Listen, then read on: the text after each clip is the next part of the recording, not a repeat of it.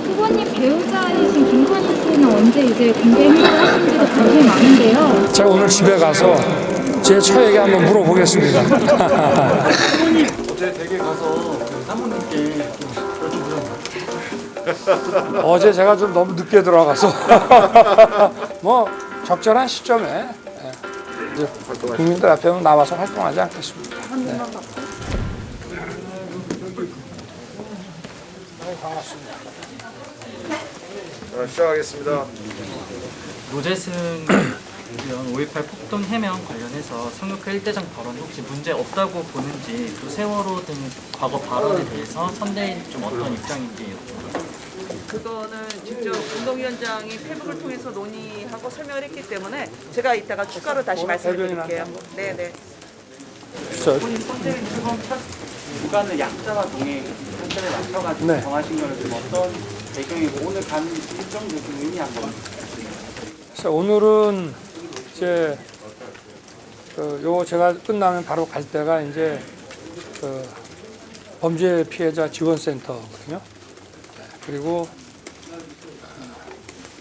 또 점심 식사 직후에는 서울경찰청의 이제 종합 상황실, 그리고 밤 9시에는 자율방범대를 이제 방문을 하는데,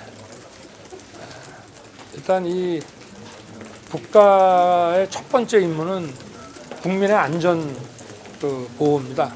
그래서 이 치안과 또 범죄 피해자에 대한 치안이라는 범죄를 예방해야 되고, 또 범죄가 실제로 발생했을 때는 그 범죄자에 대한 그 적법 절차에 따른 처벌도 중요하지만 그 피해자에 대한 또 지원과 보호가 중요하기 때문에, 범죄 피해자는 어떠한 경우라 하더라도 이 트라우마라든가 이런 많은 또는 경제적인 어려움에 처할 수도 있고 해서 범죄 피해자는 기본적으로 사회적 약자라고 봐야 됩니다.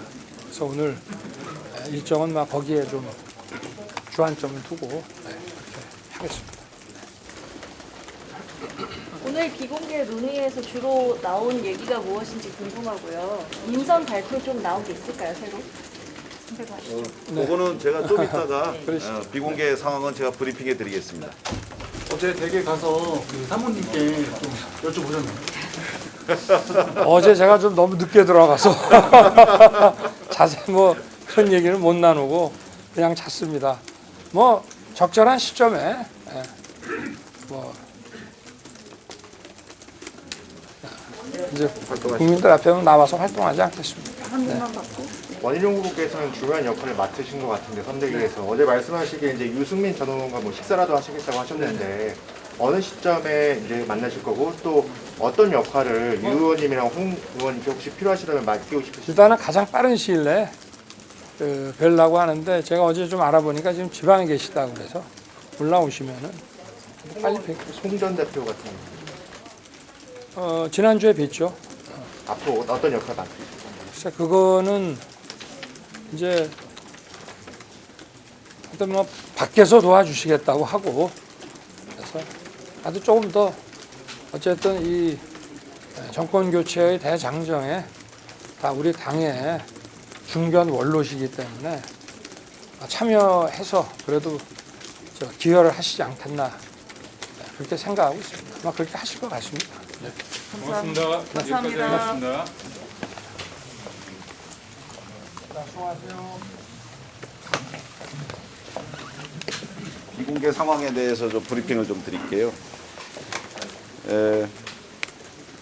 오늘 이제 살리는 선대위의 의미에 대해서 조금 더 공개 때보다 조금 깊은 의견 교류가 있었고요. 그리고 청년 모니터링단을 만들어서 기구를 발족을 해서 청년들의 눈으로 이재명 후보의 뭐 각종 토론이나 연설이나 이런 것들을 모니터링해서 과연 이재명 후보의 말바꾸기들이 계속되고 있는데 이것이 과연 청년들의 눈에 적합한 건지 맞는 건지 또 그런 것들을 한번 추진해 보기로 했습니다. 그리고 청년 보좌역 공모를 좀 더 확대해서 청년의 참여를 좀 더 확대해 보자, 뭐 이런 내용도 있었고요. 그리고 어제 처음으로 보셨겠지만 윤석열 후보 AI 보셨을 겁니다. 그 윤석열 후보의 AI를 이번 선거 전에 어떻게 잘 활용할 것인지 그 활용 방안에 대해서도 논의가 있었습니다. 그리고 특히 오늘 후보의 행보가 국민 안전을 중심으로 이루어집니다. 그래서 그 안전에 대한 의미 부여에 대해서도 논의가 있었습니다. 그리고 어제 그 인상적인 연설을 해주신 고3 졸업반의 김민규 학생 그리고 백지원 학생 두 분의 연설 아마 여러분께서도 잘 들으셨을 줄로 압니다. 제가 그 수석 대변인으로서 사무총장에게 대변인으로 좀 발령을 내달라고 요청을 드렸는데 후보께서도 사무총장께 우리 후보의 모든 메시지를 게이트키핑하는 청년의 눈으로 후보의 메시지를 바라보고 그것이 얼마나 잘 전달될 수 있을까 하는 그런 방법을 논의하는 그런 자리, 즉 후보 메시지 팀에서 좀 일하게 했으면 좋겠다라는 그런 말씀을 사무총장이 하셨다고 합니다. 그래서 저는 그냥 꼬리를 내리기로 했습니다.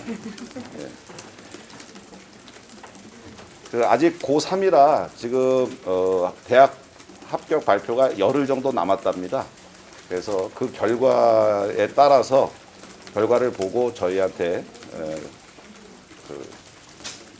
참가할 수 있는지 여부를 알려주기로 했습니다.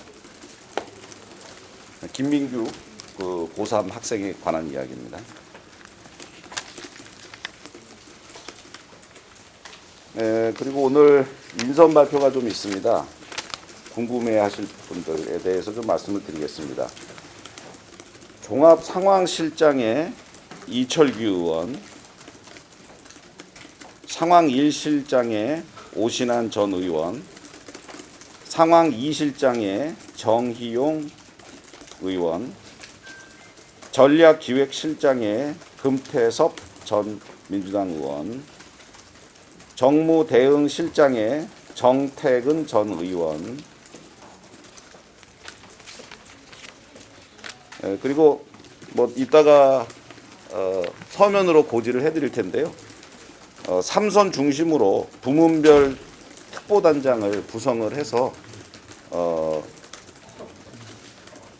좀 활동을 하실 수 있도록 그렇게 배려를 했습니다.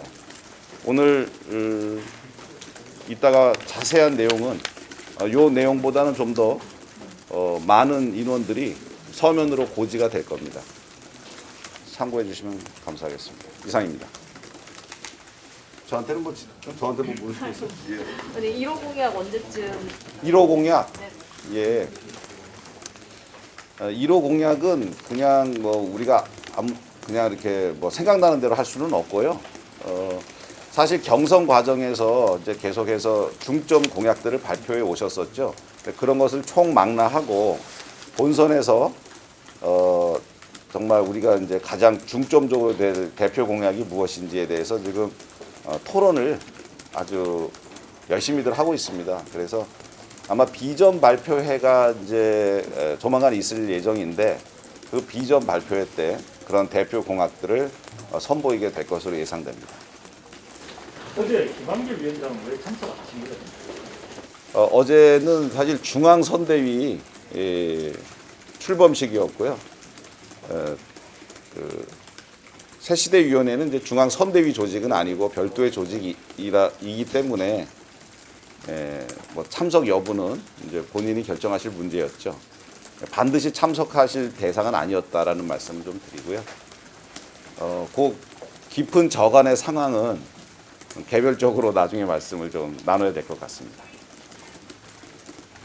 그러면은 김한규 위원장님은 앞으로 선대위 회의에는 계속 안 나오시는 거죠? 이제 새시대위원회가 발족을 하면 새시대위원회 회의를 하실 때 그때 후보께서 참석을 하신다든지 하는 방법이 있을 수 있습니다. 금태섭 전 의원의 그 사람은 그럼 어떤 역할을 좀 기대를 하고 총괄 상황본부의 전략기획실장이기 때문에 총괄 상황본부라고 하는 것은 우리 선대위 전체의 총괄 상황에 대응하는 자리죠. 그렇기 때문에 그런 전체적인 대응에 대한 전략기획을 책임진다 이렇게 보시면 될 것 같습니다. 백지원 학생을 참여하기로 이야기가 된 건가요? 아니요, 아직 확정은 안 됐고요. 의견 조율을 좀 더 해볼 예정입니다. 어제 확답을 두 분 다 안 주셔서 한 분은 시험 결과 발표, 입시 결과 발표가 열흘 정도 남았다고 했고 한 분은 확답을 아직 안 준 상태라 저희가 별도로 접촉을 해서 이야기를 나눠봐야 할 것 같습니다. 이상 하시면 되겠죠? 네. 아까 후보님한테 드렸던 첫 질문 노재승 씨 관련해가지고 노재승 씨 관련해서는 노재승 공동선대위원께서 아까 좀 전에 입장 발표를 하셨고요. 그 다음에 페이스북을 통해서 본인의 입장을 자세히 설명을 했습니다. 그것으로 가름해 주시기 바랍니다. 이 정도 하시면 될까요? 한 가지 더 하면 그 노재승 씨가 어쨌든 유공자 명단 뭐 검증에 걸자 했는데 그 뭐 일부 보수 단체 주장과도 좀 결이 같다고 보시면 그렇게 구체적인 이야기는 노재승 공동선대위원장께 직접 취재를 부탁드리겠습니다. 이만큼 하시죠. 예. 감사합니다.